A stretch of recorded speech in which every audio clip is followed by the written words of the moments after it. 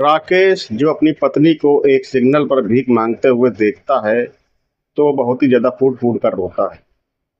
नमस्कार दोस्तों, ये कहानी बहुत ही ज्यादा करुणामय है, तो इसलिए मैं चाहता हूँ कि आप लोग इस कहानी के अंत तक बने रहें। आप लोग जहाँ कहीं से भी ये वीडियो देख रहे होंगे, तो मेरी ऊपर वाले से बस एक ही कामना है, आप लोग स्वस्थ रहें और सुरक्षित रहें। अब ज़्यादा देर न करते हुए मैं आप लोगों को ये कहानी सुनाता हूँ। ये कहानी राजस्थान के जयपुर जिले की है, जहाँ पर एक लड़का राकेश रहा करता था। राकेश देखने सुनने में बहुत ही ज़्यादा खूबसूरत नौजवान था। उसके घर में उसके माता पिता थे। वो अपने घर का इकलौता लड़का था। साथ ही साथ वो एक कपड़ा कारोबारी भी था, इसलिए वो बहुत ही अच्छा खासा कमा लेता था। जब वो अच्छा खासा कमा लेता है, तभी उसकी माता अपने पति से कहती हैं कि देखिए, राकेश अब जवान भी हो चुका है और बहुत ही अच्छा खासा कमा लेता है, इसलिए हमें उसकी शादी के बारे में सोचना चाहिए। उसके पिता भी इस बात से सहमति भर देते हैं, क्योंकि घर में एक बहू की कमी तो खल ही रही थी। अब राकेश के पिता तुरंत एक रिश्ता ढूंढने लगते हैं। तभी उत्तर प्रदेश के उन्नाव जिले में उन्हें एक रिश्ता मिल जाता है। वो लोग लड़की को देखने के लिए उन्नाव आते हैं। वो लोग जैसे ही लड़की को देखते हैं, लड़की को तुरंत पसंद कर लेते हैं, क्योंकि लड़की देखने में बहुत ही ज़्यादा खूबसूरत थी और लड़की का नाम सुजाता था।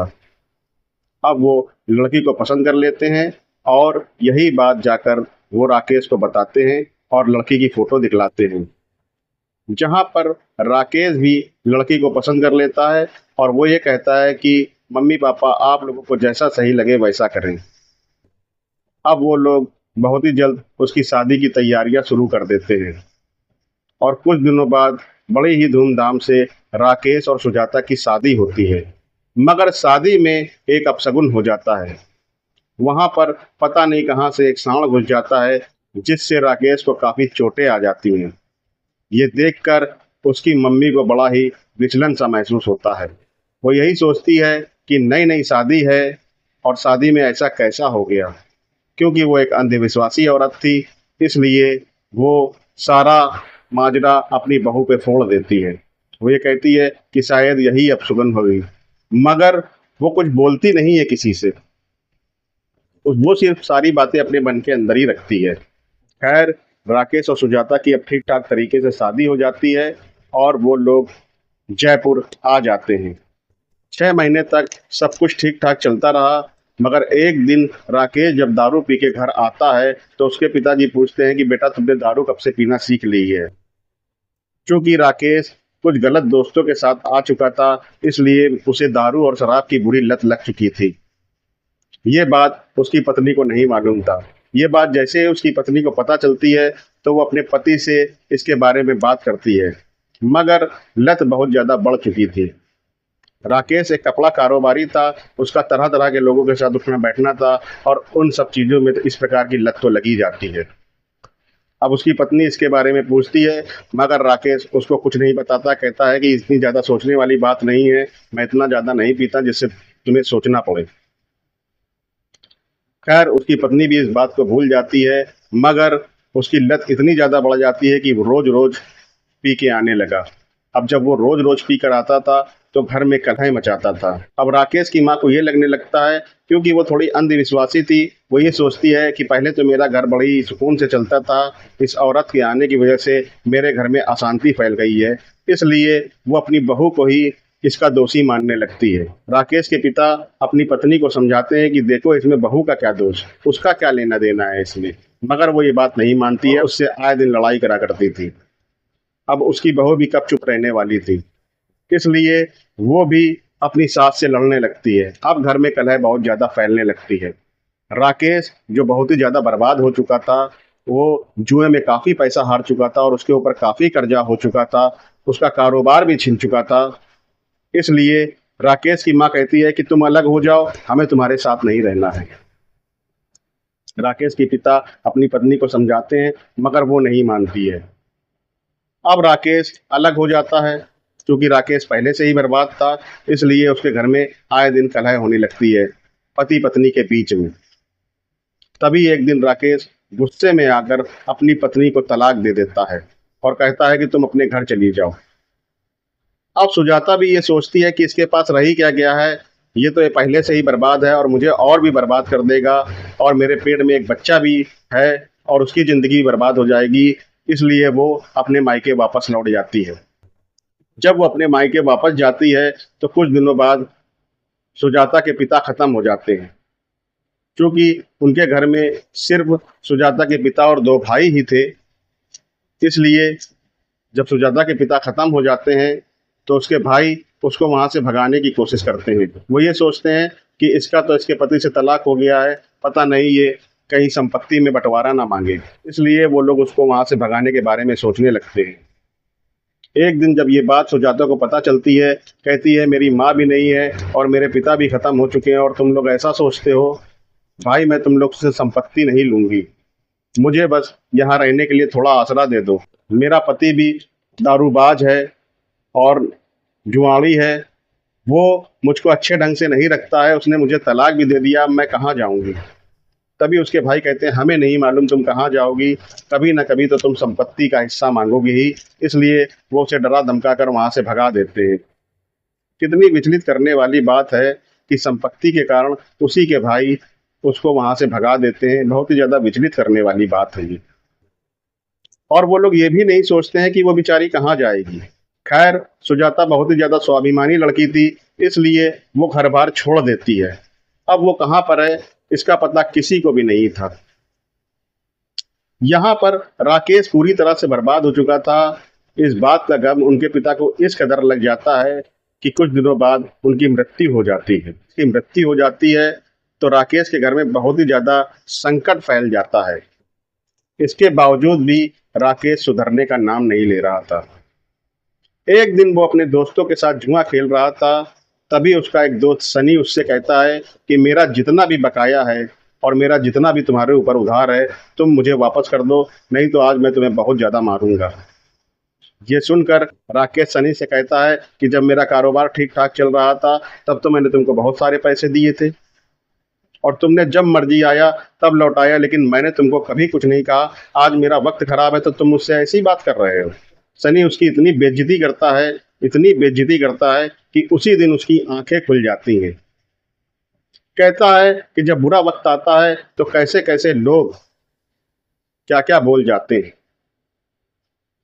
इसलिए वो अपने घर आता है जहाँ उसकी माँ बहुत ही ज़्यादा दुखी बैठी हुई थी और वो अपने बेटे से कहती है कि बेटा तुमने क्या हालत बना रखी है और मेरी भी क्या हालत हो गई है, तुम्हारे पिताजी की तरह कहीं एक दिन मैं भी ना चली जाऊं। ये सुनकर राकेश बहुत ही ज़्यादा टूट जाता है और वो अपने माँ के कंधों पे सर रख के रोने लगता है। उसकी माँ राकेश से कहती है कि बेटा हम लोग से बहुत बड़ी गलती हो गई है और इसी गलती के कारण तुम्हारे पिता भी नहीं रहे और तुम्हारी पत्नी भी नहीं रही। घर में जितनी ज़्यादा कलह बढ़ती जाएगी, जितनी ज़्यादा अशांति बढ़ती जाएगी, उतना ही ज़्यादा घर का नुकसान होता है। राकेश की माँ राकेश से कहती है कि बेटा तुम अपने आप को सुधारो, तुम बुद्धि के बहुत ही ज़्यादा तेज हो और तुम कुछ कारोबार खड़ा करके दिखला दो। अब राकेश इस बात को रात भर सोचता है। तभी वो अपने एक पुराने दोस्त के पास जाता है जिसका नाम विनय था। वो विनय के पास जाता है और उससे कुछ पैसा उधार मांगता है। विनय जो कि राकेश का बहुत ही अच्छा दोस्त था, वो समझ जाता है कि ये सुधर चुका है और उसे कुछ करना है, इसलिए वो उसे कुछ पैसा उधार देता है और कहता है कि तुम अपना कारोबार अच्छी तरह से खड़ा कर लो। अब राकेश भी बहुत ही दिल जान से मेहनत लगा के बहुत ही मेहनत करता है और वो कुछ ही सालों में अपना कारोबार खड़ा कर लेता है। धीरे धीरे उसकी तरक्की बढ़ती जाती है और वो बहुत ही ज़्यादा संपन्न हो जाता है। अब राकेश का सब कुछ ठीक ठाक चल रहा था। तभी वो एक दिन अपने घर जाता है तो उसकी माँ राकेश से कहती है कि बेटा अब तो अपने घर में सब कुछ ठीक ठाक हो चुका है, अब जाकर तुम बहू को ले आओ। उसके पेट में एक बच्चा भी था और वो भी अब बड़ा हो गया होगा, तो ठीक है तुम उसको जाकर ले आओ। राकेश इस बात को समझता है और वो तुरंत सोचता है कि हाँ उसे अब सुजाता को ले आना चाहिए। वो तुरंत अपनी कार निकालता है और सुजाता को लेने के लिए जयपुर से उन्नाव जाता है। जैसे ही वो उन्नाव पहुंचता है वहाँ पर उसके दोनों भाई मिलते हैं। वो दोनों मुंह लटकाए हुए बैठे हुए थे। तभी राकेश उनसे पूछता है कि भैया मेरी पत्नी सुजाता कहाँ है। उसके दोनों भाई जो कि मुंह लटकाए बैठे हुए थे, वो उससे कहते हैं कि देखो, जब वो यहाँ पर आई थी तो हमारे पिता का निधन हो गया था और हम लोग अपनी पत्नियों के कहने पर इतने स्वार्थी बन गए थे कि कहीं वो जायदाद का हिस्सा ना मांग ले, इसलिए हम लोगों ने उसे भगा दिया है। ये बात सुनकर राकेश बहुत ही ज़्यादा आग बबूला होता है और बहुत ही ज़्यादा चिंतित होता है। वो यही सोचता है कि वो एक जवान औरत जिसके पेट में एक बच्चा है, वो बेचारी कहाँ गई होगी। उसकी आंखों में आंसू आ जाते हैं और वो उन दोनों भाइयों को बहुत ही ज़्यादा धिक्कारता है। बगली में उनकी पत्नियां भी खड़ी थी, जो कि मुंह बनाती हैं और कमरे के अंदर चली जाती हैं। वो निहायत ही बदतमीज औरतें थीं। अब सुजाता के दोनों भाई राकेश से माफ़ी मांगते हैं और हाथ जोड़ते हैं, कहते हैं हम भी सुजाता को ढूंढने में आपकी मदद करेंगे। खैर, कुदरत का कानून तो अलग ही होता है और कुदरत भी बिल्कुल अलग सोचती है। ऊपर वाला जिसके ऊपर हाथ धर दे वो कहाँ से कहाँ पहुंच जाता है। राकेश बहुत ही ज़्यादा गमगीन था, वो बहुत ही ज़्यादा दुखी था। वो अपने घर वापस जा रहा था। वो यही सोच रहा था, पता नहीं कैसे और कहाँ सुजाता मिलेगी। वो ये सोच रहा था, क्या उसे पुलिस स्टेशन में रिपोर्ट लिखानी पड़ेगी, उसे क्या करना होगा। वो बहुत ही ज़्यादा टेंशन में था। अब वो रास्ते से जा रहा था, तभी उसकी गाड़ी एक सिग्नल पर रुकती है, जहाँ पर उसी के दरवाजे के शीशे के पास एक हाथ आकर खटखटाता है। वो हाथ भीख मांगने वालों का था। जैसे ही वो हाथ खटखटाता है तो राकेश अपना शीशा नीचे करता है। जब वो अपना शीशा नीचे करता है तो सुजाता का चेहरा उसके सामने आ जाता है। वो ये देखकर बहुत ही ज़्यादा रोता है कि उसकी पत्नी सिग्नल पर भीख मांग रही है और उसकी गोदी में एक छोटी सी बच्ची है। ये देखकर वो फूट फूट कर रोने लगता है और तुरंत दरवाज़ा खोलता है और सुजाता की तरफ देखता है। उसकी आंखों में आंसू भरे हुए हैं। अपनी बच्ची की तरफ देखता है और वो तुरंत उस बच्ची को अपनी गोद में ले लेता है और सुजाता से माफ़ी मांगता है। कहता, तुम्हारी इस दशा की जिम्मेदार मैं ही हूँ। अब सुजाता उसको देखती है और उसकी आंखों में आंसू भर आते हैं। वो ये देखती है वो कितना डिसेंट लग रहा था, वो बहुत ही बढ़िया लग रहा था। वो यही कहती है कि तुम तो बहुत ही ज़्यादा दारू पीते थे, तुम ऐसे कैसे हो गए। कहता है, ये सब घर चलकर बताऊंगा मैं तुम्हें, अब तुम सिर्फ और सिर्फ घर चलोगी।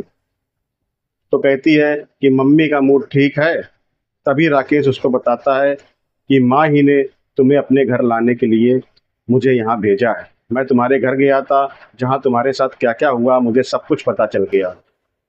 तुम्हारी भाभियाँ कितनी बेकार और बदतमीज हैं, मुझे सब पता चल गया। खैर, तुम्हारे भाई बहुत शर्मिंदा है, वो भी तुमको ढूंढना चाहते हैं, उनको माफ़ कर देना। और वो कहता है कि माँ का भी बहुत ही बुरा हाल है, वो बस यही बात कह रही है कि मेरी बहू को वापस ले आओ, मेरी बहू को वापस ले आओ, बस एक ही रट लगाए हुए है। ये सुनकर सुजाता की आंखों में आंसू आ जाते हैं और सुजाता राकेश के साथ कार में बैठकर अपनी ससुराल चली जाती है। वो जैसे ही ससुराल पहुंचती है तो वो अपनी सास के तुरंत पैर पकड़ने जा रही होती है। उसकी सास उसके हाथों को पकड़ती हैं और उसे अपने सीने से लगा लेती हैं। सीने से लगाने के बाद वो उसका माथा चूमती हैं और अपनी पोती को देखती हैं तो उसे तुरंत गोद में ले लेती हैं और बहुत रोती हैं और वो सुजाता से माफ़ी मांगती हैं। सुजाता कहती है कि माँ, आपको माफ़ी मांगने की ज़रूरत नहीं, जो कुछ होना था वो हो गया और जो भगवान को मंजूर था वही हुआ। अब सभी लोग बहुत ही ज़्यादा खुश हैं और संपन्न हैं। तो दोस्तों, मेरा आप लोगों को ये कहानी सुनाने का सिर्फ एक ही उद्देश्य है कि बुरी लत आदमी के घर बार को पूरी तरीके से तबाह कर देती है, इसलिए हमें बुरी लतों से दूर रहना चाहिए। अंत में मैं आप लोगों से विदा लेते हुए बस यही कहना चाहूँगा कि मेरे चैनल को सब्सक्राइब कर दें। नमस्कार, जय हिंद।